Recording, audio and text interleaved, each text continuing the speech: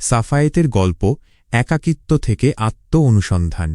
সাফায়েত ২৭ বছর বয়সী এক যুবক, চট্টগ্রামের এক ব্যস্ত বাজারের পাশে ছোট একটি ভাড়া ঘরে থাকে। দিনের শেষে বাজারের কোলাহল থামলে তার ঘরে নীরবতা আরও বেড়ে যায়, আর তার মন ভরে ওঠে এক গভীর শূন্যতায়।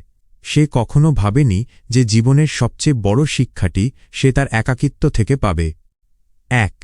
ভিড়ের মাঝে সবচেয়ে একা। সাফায়েতের ছোটবেলার আনন্দভরা দিনগুলো ধীরে ধীরে হারিয়ে যায় যখন তার বন্ধুরা চাকরি, বিয়ে বা বড় শহরের টানে দূরে সরে যায়। এক সময় সে উপলব্ধি করে যাদের সাথে সারা জীবন থাকার স্বপ্ন দেখেছিল তারা কেবল পথের সঙ্গী, স্থায়ী কেউ না। একদিন সন্ধ্যায় হাঁটার সময় সে আবিষ্কার করে তার ফোনে কারও মিস কল নেই, মেসেজ নেই, কারও তাকে প্রয়োজন নেই। সেই রাতে তার মনে প্রথম প্রশ্ন আসে, আমি কি সত্যিই এত অপ্রয়োজনীয়? এই উপলব্ধিই তার একাকিত্বের শুরু। ২. মানুষ হারানোর ভয়ের বন্দী। মানুষকে হারানোর ভয় ছিল তার সবচেয়ে বড় দুর্বলতা। অন্যদের ভালোবাসা তার বেঁচে থাকার অক্সিজেনের মতো ছিল। যখন তার সবচেয়ে কাছের বন্ধু কাব্যসময়ের অভাবে কথা বলতে না পারার কথা বলল, সাফায়েত ভেঙে গেল। সে বুঝতে পারল সে যেন শুধু মানুষের জীবনে এড়িয়ে যাওয়ার মানুষ।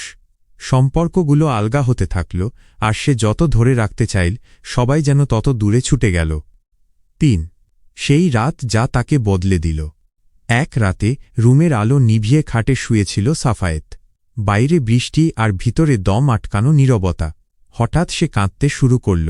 কারো জন্য নয়, কোনো সম্পর্কের জন্য নয়, সে কাঁদছিল নিজের জন্য। নিজেকে অবহেলা করার জন্য, নিজের মূল্য না বোঝার জন্য। সেই রাতে তার মনে প্রশ্ন এলো, আমি কেন নিজের থেকে অন্যদের বেশি ভালোবাসি? সেদিন রাতে সে প্রথম সত্যিকারের শিক্ষা পেল। একাকিত্ব শাস্তি নয়, একাকিত্ব হল নিজের কাছে ফিরে যাওয়ার একটি সুযোগ। ৪. পরিবর্তনের প্রথম দিন। পরের দিন ঘুম থেকে উঠে সাফায়েত নিজেকে একটি প্রতিশ্রুতি দিল, আজ থেকে আমি কারও প্রয়োজন হব না। আজ থেকে আমি নিজেকে ভালোবাসব। সে তার প্রথম জার্নাল লিখল, তারা চিহ্ন নিজেকে গুরুত্ব দাও। অন্যরা ভুলে গেলেও কষ্ট পেও না, কারণ তুমি নিজের সাথে থাকলে কখনো একা হবে না। ধীরে ধীরে তার জীবনে পরিবর্তন এলো। সে অকারণে ফোন চেক করা বন্ধ করল। মেসেজ রিপ্লাই না পেলে কষ্ট পাওয়া ছেড়ে দিল। কাজের দিকে মন দিল এবং নিজেকে সময় দিল।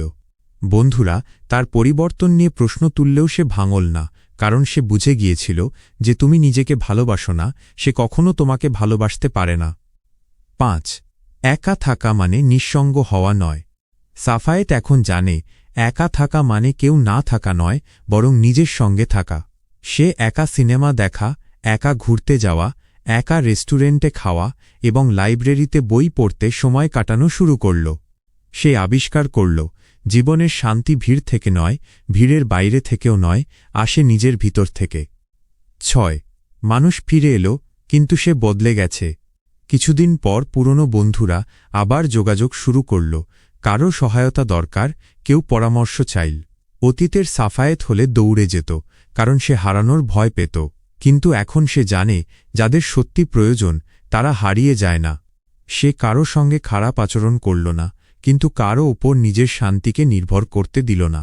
যখন কাব্য বলল, দোস্ত, আগের মতো তোকে পাই না, সাফায়েত হেসে উত্তর দিল, কারণ আগের মতো নিজের জন্য সময় রাখতাম না। কাব্য বুঝল সাফায়েত এখন আর আগের মানুষ নয়, সে পরিণত হয়েছে। ৭. সাফল্যের শুরু। একাকিত্বের এই সময়টা তাকে বদলে দিয়েছিল। সে নতুন স্কিল শিখল, ফ্রিল্যান্সিং শুরু করল এবং ধীরে ধীরে তার আয় বাড়ল, স্বপ্ন পূরণ হতে শুরু করল। আজ যখন সে সফল, তখন লোকে তাকে আরও বেশি খুঁজতে লাগল। সে মনে মনে বলল, তারা চিহ্ন, যেদিন আমি ভেঙে পড়ে সবার দরকার ছিলাম সেদিন তো কেউ ছিল না। আজ যখন আমি দাঁড়িয়ে গেছি তখন সবাই কাছে আসছে। তারা চিহ্ন, সে কারও প্রতি ক্ষোভ রাখল না, কারণ সে জানে মানুষ বদলায় না, শুধু তাদের প্রয়োজন বদলায়। ৮. গল্পের শেষ একা থাকার শক্তি। আজ রাতে ঘুমাতে যাওয়ার আগে সাফায়েত হাসে। তার নীরব রুম, একা বিছানা, বই ভর্তি টেবিল, সবই এখন তার শান্তির আশ্রয়। সে শিখে গেছে, আবেগ নিজের হাতে রাখো, শান্তি নিজের ভিতর খুঁজে নাও, নিজেকে ভালোবাসো এবং নিজের স্বপ্নকে গুরুত্ব দাও। কারণ জীবনের সব দরজা তখনই খুলে যায় যখন তুমি নিজেকে ভালোবাসতে শুরু করো।